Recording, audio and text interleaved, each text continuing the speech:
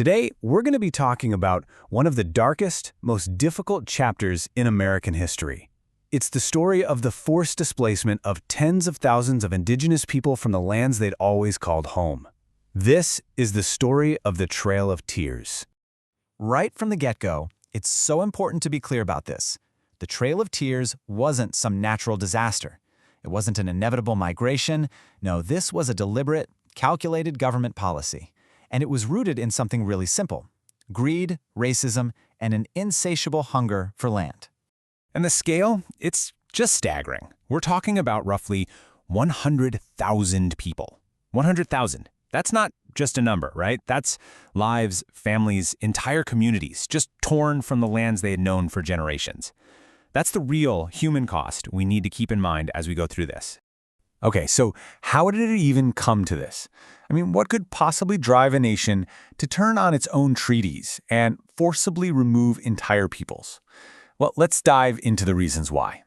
It really was a perfect storm of different factors all hitting at once. So first, you've got this relentless westward expansion, white settlers just pouring into native lands. Then boom, gold is discovered in Georgia in 1828. And guess where?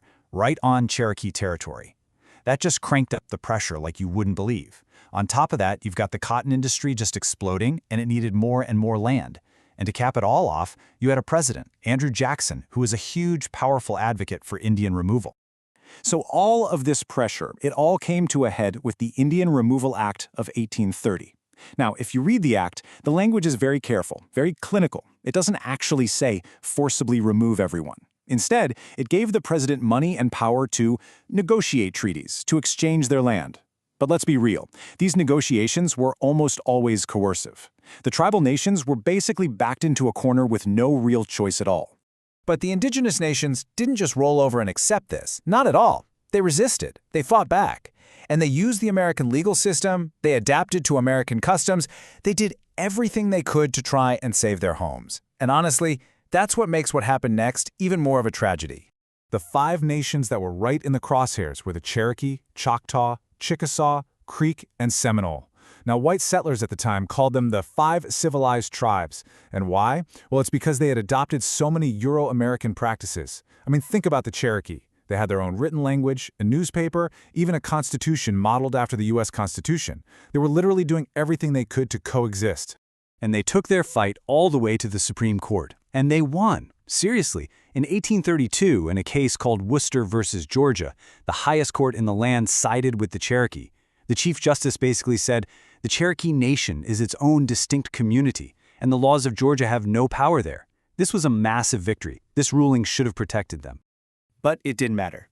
President Andrew Jackson is said to have responded with something like, "John Marshall has made his decision, now let him enforce it." Just think about that. He was basically daring the Supreme Court to stop him, and he just refused to enforce the ruling. It was a complete and total breakdown of justice. The president was just ignoring the highest court in the land to get what he wanted.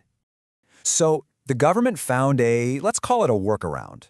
They found a small, unauthorized group of Cherokee individuals and negotiated something called the Treaty of New Eshota with them.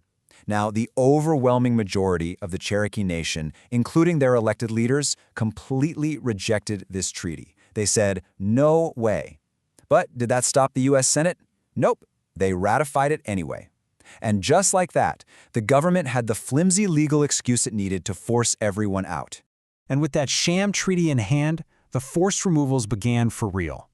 So now, let's turn to the journey itself and see exactly how this government policy turned into an absolute human catastrophe. You know, it's really important to realize that the Trail of Tears wasn't just a single event. It was actually a whole series of forced migrations that took place over almost a decade. It started with the Choctaw back in 1831, then came the Creek, then the Chickasaw. The one we hear about most often is the Cherokee removal in 1838, which is where the name really stuck. And then you had the Seminole, who resisted with everything they had, which led to years and years of brutal warfare. And the process, the way they did it, was just horrifyingly methodical. First, soldiers would show up and force people from their homes at gunpoint. Then they were herded like cattle into these overcrowded, filthy camps called stockades. And they were kept there for months, where diseases like cholera and dysentery just spread like wildfire. And only then did the march begin. A 1,000-mile journey, often in the dead of winter, with barely any food, water, or shelter. Just to put this in perspective, let's look at the Cherokee Nation alone. The cost was absolutely devastating. Over 4,000 people, men, women, and children died. That's almost a quarter of their entire population. They died in those squalid camps or along that brutal trail from disease, from starvation, from the cold. It's just a heartbreaking, unimaginable loss. But, and this is so important, the story does not end there, in all that tragedy.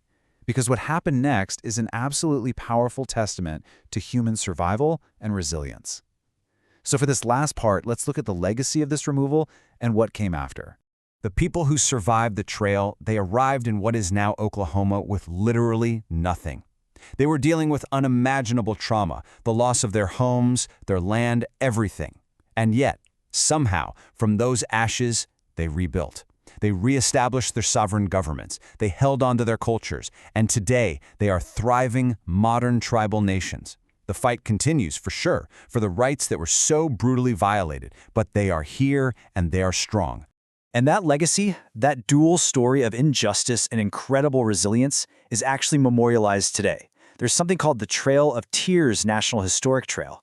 It stretches across 9 states, preserving the actual routes and sites from the removal. It's there as a permanent, physical reminder to make sure this history is never, ever erased. And all of this brings us to a final and, I think, pretty challenging question. The Trail of Tears is a really painful part of American history, and because of that, it often gets simplified or even just ignored. So the question is, how does a nation remember a history it wishes it could forget? And maybe more importantly, what's our responsibility to that memory, right here, right now? Thank you for watching. Please like and subscribe. It really helps us.